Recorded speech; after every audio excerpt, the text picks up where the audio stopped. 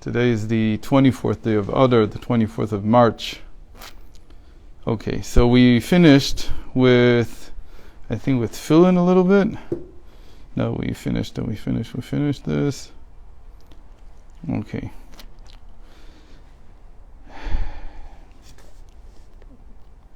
Okay. So we said that first of all, the midot are nehi, netzach od yesod, the habitual midot, and they come from the crown, and they come before anything that comes from the mind. And then, okay. So there's something more about this. She says we're almost in the middle, at the end of the line that starts with the yenika. Korban Pesach daf ayin chet. The yenika mochin the gadlut, shtem b'chinot ha'elyonot shebamidot. When the father and mother are added into the mix, father and mother being from outside the Zah, there are different potzufim. They're the like Chochma and Bina. When they unite and they add to Zah, so what do they add to him? Mochin de Yinika, Mochin de Gadlut. Two types of mindfulness, or what we would call energy of the mind, energy of the intellect, which are the two higher aspects of the midos, meaning chagat and chabad. The father and mother, the keter gives the nehi, and the father and mother, they give the chagat, the emotions, loving kindness and might and beauty, chokhmah, chesed gvura tiferes, and then they also give the chabad, the intellect, chokhmah, bina and das. And they do this in two ways. Mochin de Yinika, Mochin de Gadlut. Mochin de Yinika is like when after he's in gestation, he comes out like a child, and then he suckles. And when he's suckling, he receives the energy to grow the chagat, I don't remember. I'm saying this with conditions. I'm not 100% sure. That the Yenika usually gives, it's the Chagat. I think it's the Chagat. And then the Mochin de Gadlut, Mamish, what we call great mindfulness, that's already when he grows even more, and then he begins to have an intellect. And all this is in holiness. None of this, we're comparing it to things in the child, so we have to compare it to things in the animal soul. But here, everything we're talking about is in holiness. So the Nehi is holy here, and the Chagat is holy, and the Chabad is holy. They're all from the side of holiness, because that's what they do. Ve'afal pisha mochin de Yenika, ve'afal pisha mochin nimshachim al yedei Abba ve'Imma, uvchinat Nehi nimshachu ma'keter. Mikol makom, alat hamochin gdola me'od, na'ala, ki kshamidot mindagim al yedei hamochin, okay. Even though the Keter is higher than father and mother, so you would expect that what comes from the keter should be higher. And we said to a certain extent it is, because it's more obstinate. It won't change. Very little can change it. But that's also its a failure. That's always also why it's inferior. Because something it's like the mashal that the sages give of a stalk of grain and a tree in a strong wind.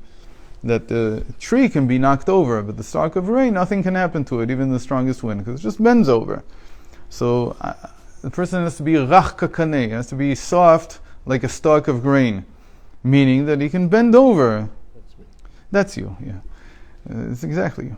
So, and he can't be obstinate, can't be hard like a tree. Don't be like a cedar. Because when you're like a cedar, then a strong wind can knock you over. But it also means that when you treat people, so if you're flexible and bendable, like a stalk of grain, and we don't mean bendable in your beliefs, we mean bendable in terms of inflexible, in terms of your needs, in terms of how what you expect. Even you shouldn't have any expectations. All these things, and somebody says something to you they don't like so much. All that, in that the person is demonstrates whether he's mature or not. The more mature he is, the more flexible he is. So that's the superiority of the midot, of the character traits that come from the mind. That doesn't happen from the crown. It's very interesting. In the crown, the crown is unbendable. The crown is steadfast. It doesn't go anywhere. You can't change it. The crown is like, think about it, like Melech shemachal al kvodo, en kvodo malchul. The king who decided to forfeit his honor, he can't. He doesn't have that right. He can't come and say, don't honor me, because they're not honoring you alone. They're honoring also you, but they're honoring the sovereignty. They're honoring the law. They're honoring how things run. So, even though the mind comes from father and mother, and the lower three sfirot, the nehi, the habitual sfirot, come from the crown. So there's a greatness to the mind sfirot, the intellect and the emotions, chagat. Na'ale ki nimshachim al yedei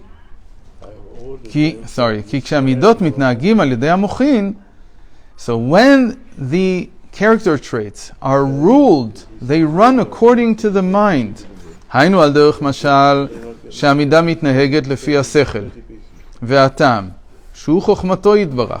So for instance, when a person runs his life according to the Torah, according to God's wisdom, ועל פי חוכמתו מתנהגים מידותיו להשפיע כראוי לפי חוכמתו, ואז הם משובחים ביותר, מכפי שאין המוחין מאירים בהם. So only when a person is able to run his life according to his intellect, according to what he understands, is he praised, is he in a higher level. Because without that, אין בהם פנימיות כל כך. But without that, without the mind is always considered to be the driving force behind everything that's rectified. If there's no mind there, if there's no intellect, then we're not saying that you have to be intellectual. You have to be mindful. Mindful means not to act like a robot, not to act like an animal. To have some self-criticism, to have some ability to constrain yourself, to direct yourself in a certain direction. Yeah. Yeah, that comes from the crown. Right, that comes from the crown. You do it. It's not intellectual. That's So there has to be also an aspect of Kabbalah soul. But it's not the main aspect. It's not the main aspect. It has to be there. Because if it's not there, then the person is only doing because he understands so. And that becomes a feeling of egocentricity, that I understand, I know, I believe. Sado, it's very nice that you made the Torah part of you, and then let's say you understood it even correctly. Sometimes a person does get to understand the Torah correctly, and he acts according to what he understands. So then there's another pitfall, which is I understand. There's this feeling of I. So everything has to also be doused with a feeling of Kabbalah soul, of accepting the yoke of heaven. That in the end I'm doing this mitzvah not because I understand its secrets, not like we're learning now, rather because Hashem told me to do it. Everything has to be that way. Even when I learn Torah, or maybe especially the big Chiddush of Chassidus is that even when I learn Torah, which is a completely intellectual endeavor, I have to have in mind all the time, I have to even stop at least once an hour. A lot of people stop more than once an hour, they stop every 15 minutes. And they have in mind that this is something that Hashem commanded me to do. And if it weren't for Hashem commanding me, then I wouldn't understand any of this. I wouldn't have the ability. Really, we say, why is it that we say that the child in the womb knows the entire Torah? Right? why? Because if it wasn't that way, then the person would say, this is all my Torah. By having it from before, the before we said is the crown creating the Nehi. So you already have ingrained within you that this is not from me. That this is something that God gave me. This is a gift from Hashem to us. Reminds me of Michelangelo saying about a slab of that he chips away. Exactly. He chips away what's what needs to be taken out. Right. So here, in the Greek tradition, this was called mimesis, which means memory, mimesis. And it means that really they took it in a different sense. They did something else with it. What we do with it was we say that the only possibility of me learning this Torah is that Hashem would have ingrained it in me to begin with. Otherwise, I wouldn't even have the structures in my mind to be able to understand it. Who says you have to understand things the way that you understand them? כי החוכמה תחיה את בעליה. And that's a famous verse, that wisdom gives life to its owner, to the one who it's in. Wisdom, understanding, and knowledge, Chabad, are considered to be the life of every partzuf. Every persona in Kabbalah is given life by the intellect within it. If there's no Chabad, it's considered to be dead yet, still. It's not alive yet. To be alive, what does it mean to be alive? To have intellect, to have Chabad. If you don't have Chabad, you're not alive. That's the definition in the Arizal.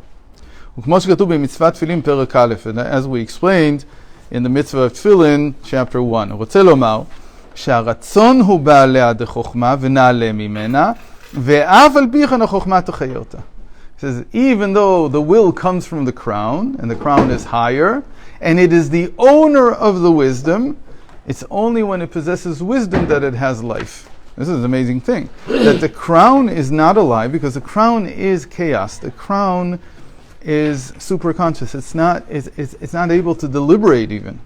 It's only when there's wisdom. That's what we said from the. This is almost a quote from Eitz Chaim from the Arizal.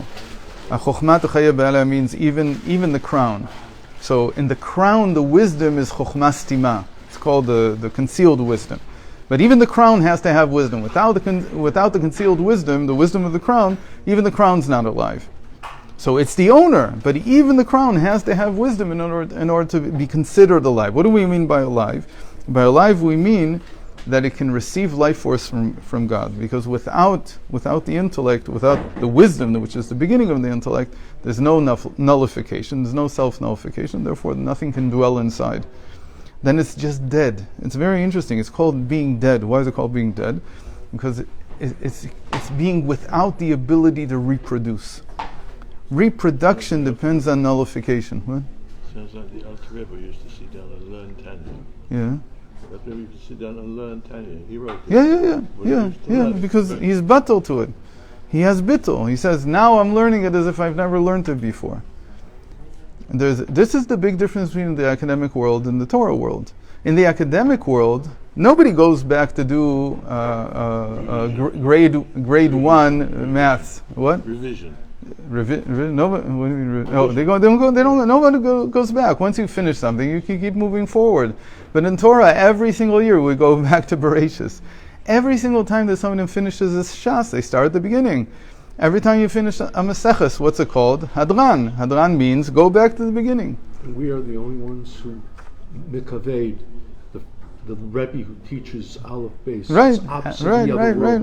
You know, the person who taught me Aleph Beis, the first person who taught me how to read, for me he's as great as Moshe Rabbeinu. And you'll remember even in secular, your first grade teacher far more than you would one professor in 10 years. So one of the big differences. Why? Because that's what it means to be alive. That's right. That it keeps reproducing more and more. It's not going backwards. I'm not going backwards. Every time I go back, it's something new. That's the main thing. It's not just that I go back, I just have some crazy thing about going back. I go back because it gives life again. It's something new. Every time you read Bereshis, you have a new thought. You have a new idea. Every time you look at the letters, you have a new idea. Okay, so we'll end here today.